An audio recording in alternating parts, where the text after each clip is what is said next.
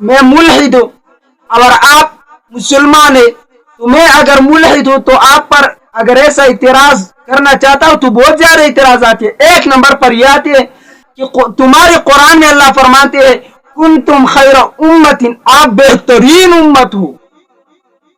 तो क्या मूसा अलैहिस्सलाम के कौम वाली बरोज़ क़यामत अल्लाह पे इतराज करेंगे कि मुझे क्यों इस बेहतरीन उम्मत में पैदा नहीं किया, कि आपने इन लोगों को इस बेहतरीन उम्मत में पैदा किया।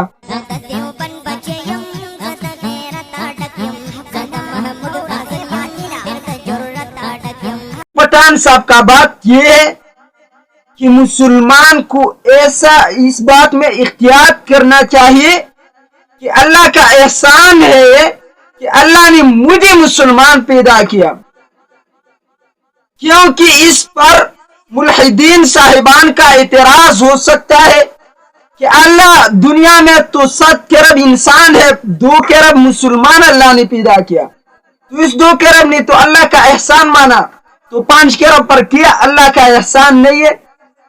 तो भाई मैं ये तो कुरान के खिलाफ है आपका ये बात, लेकिन मैं आपको ऐसा कहूंगा। दूसरी मिसाल, पहले तो मैंने एक मिसाल दिया कि आपका जो अकेडमी है, आप तो अपने अकेडमी का मालिक है, आपके अकेडमी के अंदर आपके साथ 100 स्टूडेंट्स है, तुमने एक लेक्चर पढ़ाया, उस लेक्चर में 20 स्टूडेंट्स ने तुम्हारा बात समझा, 80 स्टूडेंट्स ने तुम्हारा बात नहीं समझा, तो बाहर के लोग ये कहेंगे कि तारिक पठान ने लेक्चर्स तो सुनाया, लेकिन तारिक पठान के लेक्चर 80 शागिर्द स्टूडेंट्स ने नहीं समझा, तो इस 80 स्टूडेंट्स को चाहिए कि तारिक पठान का शुक्रिया अदा नहीं करे, तारिक पठान का एहसानी उस्तादी का एहसान नहीं मानी, क्योंकि उनको तो समझ में नहीं आया।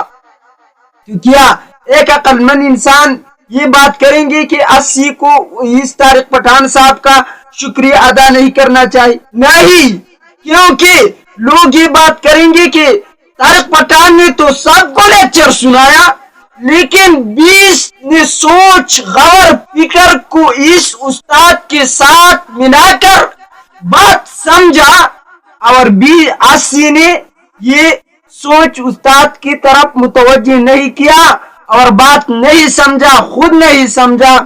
इस वजह से ये 80 स्टूडेंट्स अपनी वजह से महरूम रहा और उस्तादी का एहसान मानेगा, क्योंकि तारिक पठान ने तो सबको एक लेक्चर सुनाया है। ऐसा नहीं किया कि 80 को और लेक्चर, 20 को और लेक्चर, नहीं, एक लेक्चर।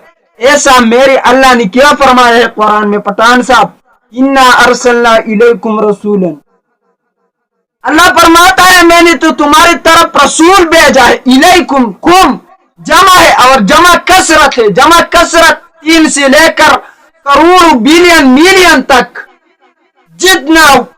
जितना आपको गिनती याद है इतने तक को जमा कसरत कहती है। जितने भी लोग आएंगे, जितने गुजर गए हैं, जितने जिंदा है, जितना जो भी आएंगे, उनको अल्लाह ने ये कहा है मैंने तुम्हारी तरफ रसूल भेजा है। इस 2 करोड़ इनका मिसाल आपकी 20 स्टूडेंट जैसा है कि इन्होंने बात समझा है कि अल्लाह ने रसूल भेजा है और बात माना। और 80 का मिसाल इस 5 अरब जैसा है जिन्होंने इस्लाम कबूल नहीं कर लिया। अभी तो बात समझ में आए हो? अगर मैं आपके साथ इस पर बैठ जाऊं तो मुझे 1000 दलाइल याद है, कुरान से भी सुन्नत से भी, और आपको भी कहूंगा कि मुल्हिदीन साहिबान इस पर इतराज भी नहीं कर सकते। देखो, मुल्हिद तो पहले मेरा और आपका खुदा नहीं मानता। जब खुदा नहीं मानता तो अगर हम अपने खुदा अल्लाह का एहसान मानते हैं तो फिर इस पर वो क्यों इतराज करेंगे? क्योंकि वो तो खुदा मानता नहीं है। जैसे मैं आपको ऐसे समझा दूं कि आपने मैंने आपसे, मेरा और आपका दुश्मनी है, और दुश्मनी में मैं आपको नाराज करने के लिए कहूंगा कि मेरे साथ बंगला है, मेरे साथ गाड़ी है, मेरे साथ जमीन है, मेरे साथ बहुत माल है, और आपको मालूम है, आप ये बात करते हैं कि इनके साथ कुछ भी नहीं है।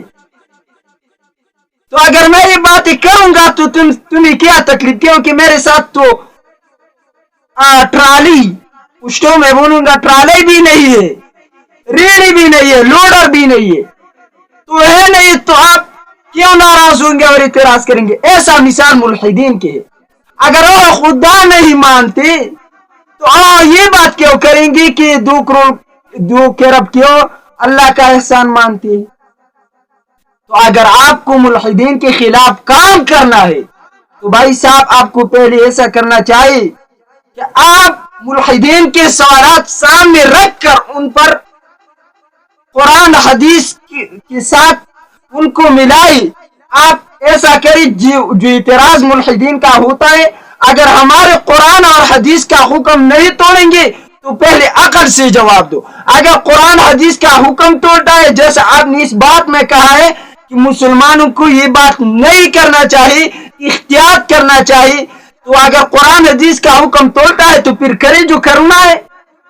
پیغمبر کو اللہ فرماتا ہے یبترون, یہ کفار کی جب بیانی کریں گے, اپنی طرف سے باتیں بنائیں گے, تو کیا پیغمبر اپنی مشن کو چھوڑیں گا؟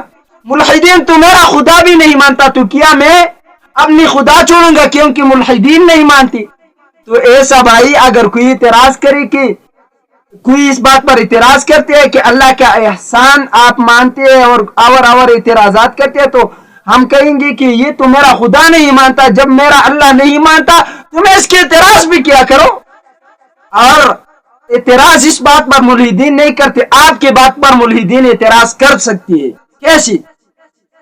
میں آپ کو ایسا کہوں کہ ایسا کر سکتی ہے, میں بطور مثال آپ نے, میں ملحد ہوں اور آپ مسلمان ہیں, تو میں اگر ملحد ہوں تو آپ پر اگر ایسا اعتراض کرنا چاہتا ہوں تو بہت زیادہ اعتراض آتے ہیں. 1 نمبر پر یہ آتے ہیں کہ تمہارے قرآن میں اللہ فرماتے ہیں کنتم خیر امت, آپ بہترین امت ہو.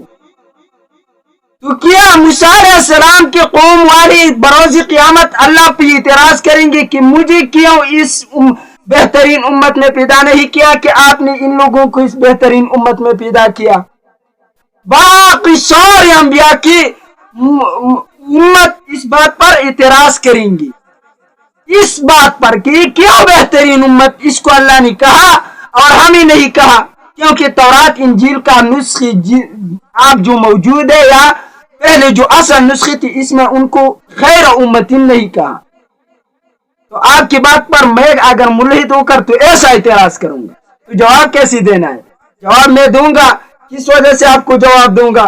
کیونکہ میری بھائیوں نے اگر میری بات سنی ہے تو اس کو بھی اس بات پر اعتراض, تو ایسا مثال آپ دیں گی, جواب دے گی کہ آپ کے اکیڈمی میں 100 اسٹوڈنٹس ہے, آپ ایک کے بارے میں کہتے ہیں یہ بہت بہترین ہے, کیا ہے بہترین ہے, اس کو میری قریب بٹھا کر, کیونکہ یہ بات سمجھتی ہے, یہ بات پر توجہ دیتی ہے, یہ میری بات مانتی ہے, اس کو میرے قریب بٹھا کر, کیونکہ آپ کو معلوم ہے کہ یہ ذہین ہے, قابل ترین ہے, یہ بات سمجھتی ہے, عمل کرتی ہے. ایسا اللہ کو بھی معلوم تھا, ہم اللہ کے بندے ہیں, اللہ کو یہ بات معلوم تھا کیونکہ وہ ہمارا خالق ہے, یہ بات معلوم تھا کہ یہ بہتر ہے, توجہ دینے والا ہے, بات ماننے والا ہے, دوسروں کو اسلام کا پیغام دینے والا ہے, اس لیے ہمیں بہترین فرمایا. تو ایسی باتوں پر آپ کو ریسرچ کرنا چاہیے. اس وجہ سے تو ہم کہتے ہیں کہ پہلے علماء کے ساتھ آپ عوام لوگ بیٹھ کر ترجمہ کر پھر تفاسیر نکال کر اس پہ ریسرچ کر, ورنہ اگر آپ ایسی ریسرچ کرتے ہیں تو تمام دین کو آپ بھی الحاد بنا دے گی. میری بات کو برا نہ ماننا, لیکن آپ لوگ خود اس دین کو الحاد بنا کر رکھیں گے. تو میری جوانوں سے میرا درخواست ہے کہ جو بھی بات ہو آپ علماء کی طرف رجوع کر کے وہ بات علماء سے کریں.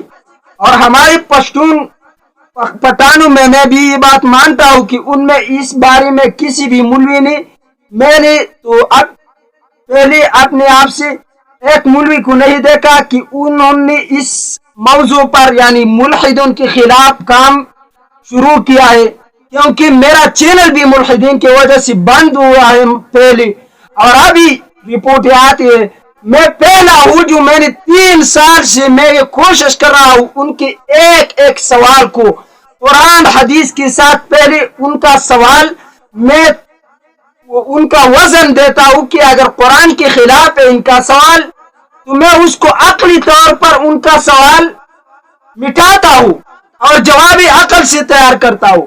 اگر ان کا سوال قرآن مجید کے خلاف نہیں قرآن مجید پر ہے تو قرآن میں ان کا جواب موجود ہے. لیکن آپ نے صرف نقل میں آپ صرف ان تفاسیر کو دیکھتے جو آپ کی عقل اور آپ کا فائدہ ہو. ایسا نہیں ہے. ہمیں ان کے بارے میں پورا مطالعہ کرنا چاہیے اور اس پر انشاءاللہ العزیز میں لیکچر بھی دوں گا. اور جتنا بھائی لوگ ہیں میں پٹھانوں میں بیٹھا ہوا ان سوالوں کے لیے. کوئی ماں کا بچہ ہے جس نے ماں کا دودھ پیا ہو ملحد ہو دین پر اعتراض ہے آؤ میرے ساتھ بٹھا کر میں دیکھتا ہوں پوری چیلنج کے ساتھ کہتا ہوں میں ان کی عقل دیکھتا ہوں کیسا میری دین کے ایک لفظ پر اگر اعتراض کرتے تو میں ان سب کے سوالوں کے لیے تیار ہوں. اب صرف ایک بار میرے ساتھ ان کو بٹھا دوں پھر دیکھنا کہ ملحد اور دہریوں کے ہر سوال کا جواب میرے پاس نہ ہو. اور اس کا وجہ کیا ہے؟ میں نے اکابرین علماء